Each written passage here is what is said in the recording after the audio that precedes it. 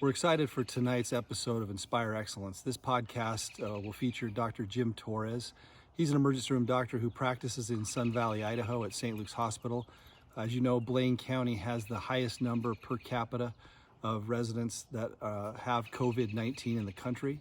As an emergency room doctor there, he's been dealing with things on the front lines, and he has a lot of great counsel for all of us to listen to tonight.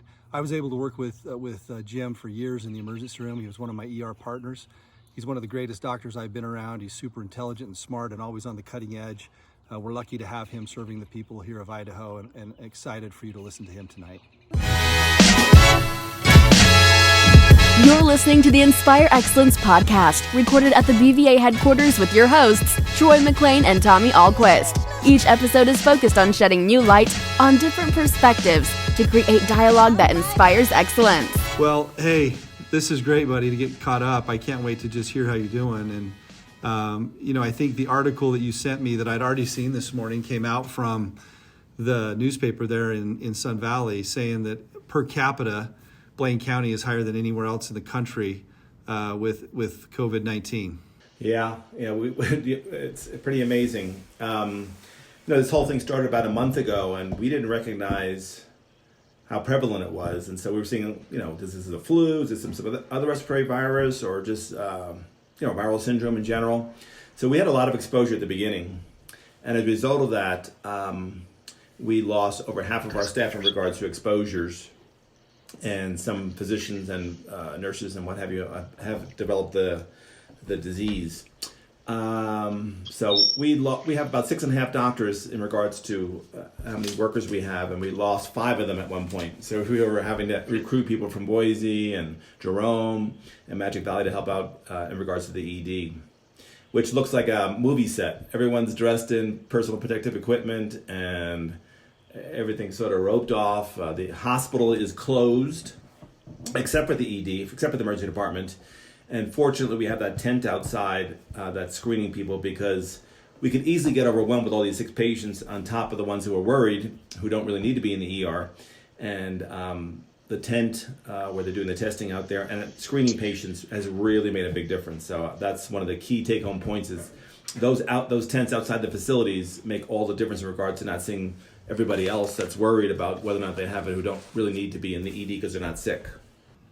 Let me ask you a couple questions. So, if I had to think about Jim Torres, one of the best guys I know, but secondly, Jim, about you is you're one of the smartest physicians. I mean, I'm not just saying that. I mean, you think about all the stroke care, everything you did. You always led our group. You were always on the cutting edge of what's going on with research, what's going on with where we should be with our practice patterns. How can we be cutting edge in everything we do? So one of the things I've been dying to ask you is, because I know you, that's the Jim Torres I know and love. You knew this virus was coming. What were some of the mistakes you think we made? Not trying to place blame here on anybody, but how did we miss this so greatly early on? I think it's multiple factors. One is it came on very quickly. I mean, really quickly where I am in the Sun Valley area.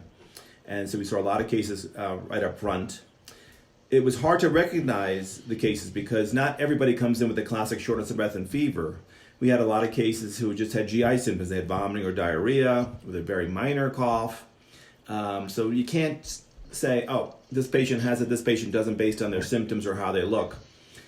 So one is atypical cases where they come in with situations where you wouldn't think they would have it. In other words, they're not having respiratory symptoms or fever. And 2, there's a lot of well people out there who now have been exposed, who are giving it to other people. So the numbers have just multiplied because of that, and because of the fact that it takes 10 days in some cases to get the test back. So these people are running around who have it, but they don't know they have it because we haven't notified them yet, and they're giving it to other people. And so it's really been a community-wide problem, which is now being taken seriously in regards to the fact that people are staying at home and avoiding other people, which is the only way we're going to stop this. So let me ask you this. So I've been watching it from afar. As you know, I don't practice now, but with Salter Health that we own, we're very involved every day still, even though I'm not actually caring for patients. And one of my frustrations that has been through the roof is the testing part of this. I mean, it caught us completely flat-footed So talk to me a little bit about that, and just for people out there that may be listening, how different could it have been if we would have had adequate testing early on? Well, I would say this: things are evolving very rapidly. We're going to get a rapid test, probably within the next couple of weeks. That's going to be a big game changer. We didn't have a test set up for this initially, so we're very limited in regards to who we could test initially. There was very strict guidelines on who you could test and who you couldn't, which was a setback. You need to be very liberal with testing. You shouldn't say, well, I think that's my opinion, and that's been my practice. And I had a lot of patients who have had positive tests who had pretty minor symptoms. So it's important to identify patients who have it, whether or not they have minor symptoms or significant symptoms, because we want to know who has it and who's spreading it and who needs to be quarantined. So that was one of the big things, is that very restrictive testing, and that's loosened up now. And the turnaround time was anywhere between 5 and 10 days, and even longer at this point with the private companies. And again, these people are running around with disease. In other words, they have the coronavirus, but they're not being notified in a timely fashion to take the protective actions that need to be taking place. So that definitely set us back. I think we're catching up now. We've definitely learned a lot. Whereas 3 weeks ago, I had to think about, and try to figure out who has it. Now I can just look at patients, look at their vital signs and say 90% they probably have it. And after doing an x-ray and some laboratories, which do show a typical pattern, we can identify them quickly and get them admitted or send them home depending upon their status in regards to their oxygen levels and vital signs and what have you. So the typical pattern would be an x-ray which shows this ground glass sort of foggy kind of pattern on the chest x-ray diffusely. Low sodium is oftentimes seen, and mild elevation of the liver function tests are pretty typical with a low white count, not a high white count. You don't see white counts of 20,000, 15,000. You see low white counts and plus or minus elevated lactates. So that's the typical workup we do, and that's typically what we find. And if somebody's elderly and they have a low oxygen level, in other words, they're hypoxic, then they need to be admitted. And a lot of these people go south very quickly. So we've seen patients, obviously repeat patients, 3 days ago, normal x-ray, good oxygen level. 3 days later, they have a white out of their lungs, they're hypoxic, they're really sick. So this thing can really take hold and be very aggressive in a short time frame. Jim, that's awesome. I'm dying to ask you a few more follow-ups on that if I could. So what I just heard from you, though, for everyone listening out there is we do need to get testing early for people, even though they may not have severe symptoms, just so you know, and you can quarantine and watch for what's going on and protect yourself. So hopefully I agree with you. I just pray that the testing becomes more available, because I think that's been we have had one hand or two hands tied behind our backs the entire time on the front lines because of that lack of testing. But secondly, those presenting symptoms, what you just went through. So tell us a little bit. One of the questions I've had all along, well, isn't this just the flu? Isn't this just the flu? This is just the flu.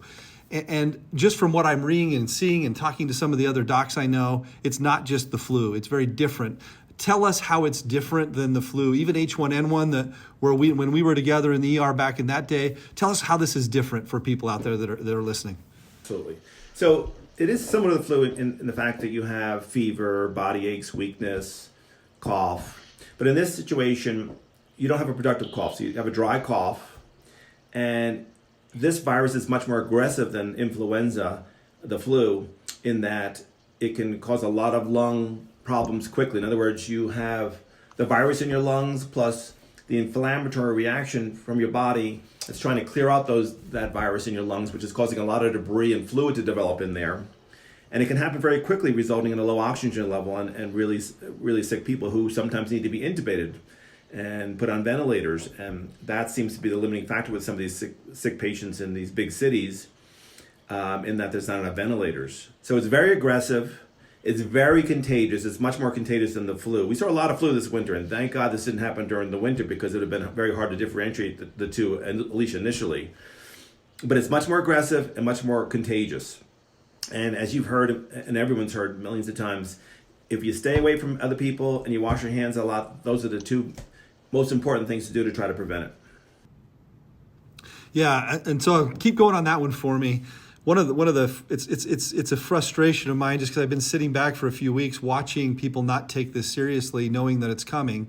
You're sitting in an area that's got super concentration of positive patients right now, so clearly people are taking it seriously right now.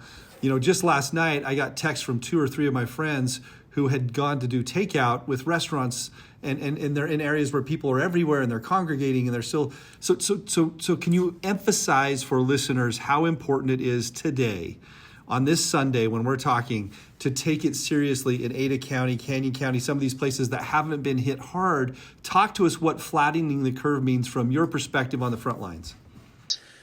Well, what I'm seeing is very scary in our emergency department, and that is volumes of patients who are very ill, who we've had to admit, who we've had to admit. Last week I admitted 4 patients in 1 hour. And we're filling up the beds in Magic Valley, Twin Falls. And if you can imagine, they get their own cases, and Boise gets their own cases, filling up the ICUs with sick patients. Then we're, potentially could run out of beds. We could run out of ICU beds, could run out of ventilators, and then we can get into the crisis mode where, New York City is and some of these other big cities. It could happen here. So it absolutely is a very, very serious situation that has to be taken seriously, because if we don't avoid contacting other people, then we're not going to stop this thing. Because as I mentioned, and I want to reemphasize, you can look really well and have this virus and be giving it to other people who aren't going to do so well, especially the elderly and people who have some underlying medical problems. And there it goes. You give it to one person, that person gives it to another person, and so on and so on and so on. And that's what happened here in our town. And it's too contagious and too aggressive to take lightly. You have to stay away from other people. That's the bottom line. You're not going to get it from takeout food. Just to jump off here, you're not going to get it from the plastic bag that comes from the takeout food restaurant. Just if you wash your hands, you're safe in regards to food. That's not how you're going to get it. It's person to person. That's the problem. When people congregating, people being around each other, that's how you're going to get it. That's great. Hey, can we shift a little bit? And I don't know the answer to this question, but Jim, I worked with you for a long time in the ER, and I know how much of all. When I think of Jim Torres, I think of a guy that just loves people and loves families and took really, really, really good care of people. Tell us how you're doing. Tell us the strain it is on you, and if you could, just share with us a little bit. I know one of the things that's hard for an ER doc to do is because you put your armor on, right? And you go in and you just are, hey, I'm wired to just do this thing. But take that off for a minute and just tell me a little bit how it's been for you watching this happen and what the human element on this for you. Well, I think everyone's realized life has changed very quickly. And, I keep myself isolated as well, aside from going to the ED. And, whether it be driving through town or going to the grocery store or whatever, things are pretty very much changed in regard to the fact that you don't see many people around here anyway, which is good. We as emergency physicians are trained to do this kind of work. So I'm, not in a good way, but I'm excited about helping. We've always had a sense of purpose, as emergency physicians, but now we have an even more intense sense of purpose because these people are really sick. And it's affecting families, and it's sad on many levels. We don't let visitors in because we don't want them to get sick. So you have this patient who's ill, who could potentially die, we're not letting family come in to see them. So it's pretty heartfelt in regards to, the individual stories. Life has changed, and it's unbelievable how fast it's changed. And for me personally, my kids are being isolated away from me, and I'm isolating myself from people in general. And I think people are really being, for the most part, compliant with that, which is very important. I know you're taking that in stride a little bit, but how has it been being away from your kids? And when do you see an end to that? Yeah, it's double-edged in that I'm happy they're being safe. They're hanging out in Boise, which is good right now. And I miss them, definitely miss them. But I've also noticed that some of these kids, to be on the bright side a little bit, are starting to get some hobbies which they would have never developed unless we had this situation. They're on their phone constantly, and as everybody knows, just looking at that thing and just driving parents crazy. But I've noticed my kids are starting to get into some hobbies, which has been refreshing. I don't think they would have ever done it without having to be cooped up.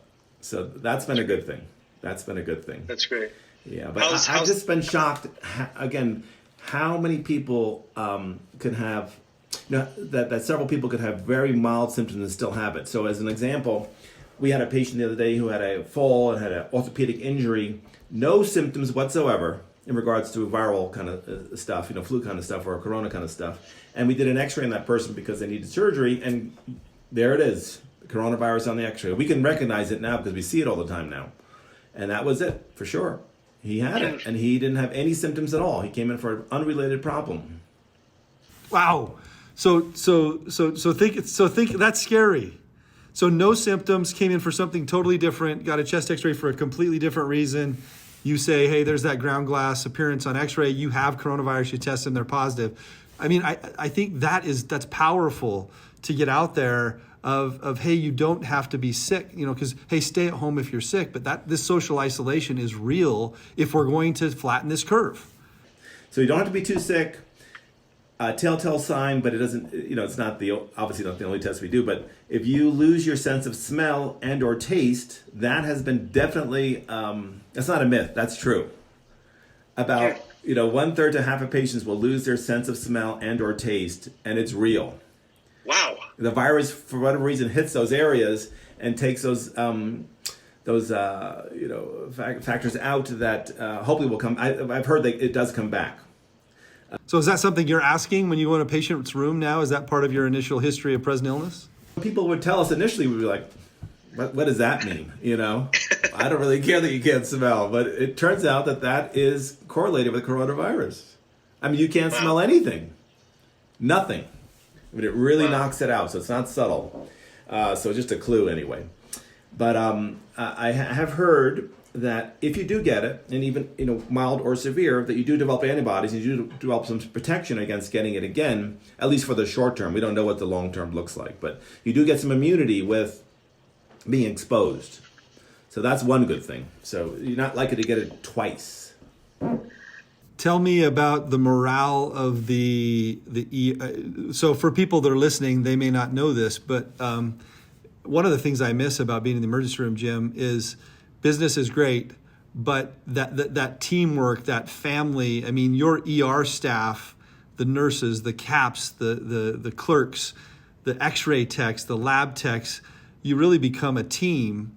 And you develop a reliance because it's not just you, right? You walk into the room, you depend on every single person on your team to save someone's life. And so I think that teamwork that you feel in the emergency room, it's something special. You don't feel it in other places in life. And you feel, I mean, I think through the years when someone on our team got cancer or got sick or were going through something in their personal life, how is the ER team up there doing? Tell us a little bit about how people are handling this. Sure. Yeah, it is a team, and you definitely rely on everybody. It's not just one person. And the teamwork has been fantastic. People have really rallied. They're passionate. It's a renewal of the passion that we've always had, but really people have really rallied at this point. And I just see fantastic cooperation. When we see a patient, our workup is pretty standard now: labs, x-rays, blood cultures, and what have you, and they get done quickly. We make decisions quickly, and because we need to, we can't have the ED getting clogged up, with a lack of better description, with patients. We have to move patients either in or out. And so I've seen great collaboration. People have rallied, have great attitudes. And so it's been very refreshing. And I have to say, St. Luke's has really come to the plate. They've given us manpower. They've given us that tent, which is key outside, with physicians outside screening patients and doing the testing as well. And it's been a real, very positive situation in regards to how we're responding. Yeah, we're one of the things that we're very blessed on in this community is having St. Luke's and St. Al's, I think two great systems that are doing everything, coordinating, planning in every way they can to help this, because the brunt of this does hit ICUs and these health systems really, really hard. So I'm glad you brought that up. Let me ask you one other question before I go into something else. What about one of the things that I can only imagine, having lived your life, is that you've got now a percentage of your ER staff team kind of down and being quarantined with the virus that have tested positive. And I've heard different numbers, and you don't need to quote it. I don't know that you want to, but what percentage is kind of ill with the virus. But do you worry, Jim, how sustainable this is? I mean, you've been kind of in the trenches, front lines, living kind of this new reality for a couple weeks, really? Talk to me about the sustainability of this thing. Learned so much. Well, the sustainability is currently good. In other words, we're transporting patients quickly out of there. We have we have ambulances at the ready to transport patients, and helicopters as well. But my concern, as I mentioned before, is if the ICUs in Twin and Boise get filled up with patients from Twin and Boise, then we're going to have a big problem. That's going to be a big problem. So it's sustainable for the moment. I hope it slows down in regards to the number of cases we're seeing, and the fact that people are taking this seriously, so we flatten the curve. But if we don't, then nobody knows when it's going to end, and nobody knows, when we'll see the daylight on the situation. But as I mentioned before, it's very contagious, so it could, I guess it would be a nightmare if Twin and Boise start getting the number of cases that we're getting, and because there's a lot more people there, a lot more people who could be exposed and who could become ill, and that would be a disaster. Yeah. So the point there for people listening, I know you've said it a few times, but what we've been trying to say, and at least get out through our communication channels, the nightmare is once you run out of beds, because one of the things you've had, as bad as it's been in Blaine County, you have great, state-of-the-art emergency medicine treatment, which means you have people coming in, getting diagnosed, getting stabilized, getting treated, even if that's intubation. But then you're shipping them off very quickly. The hospital's essentially closed down, right? To Twin Falls, which has some capacity, and then to Boise, which has some capacity. That's currently your pop-off valve that's allowing you to survive the way you are.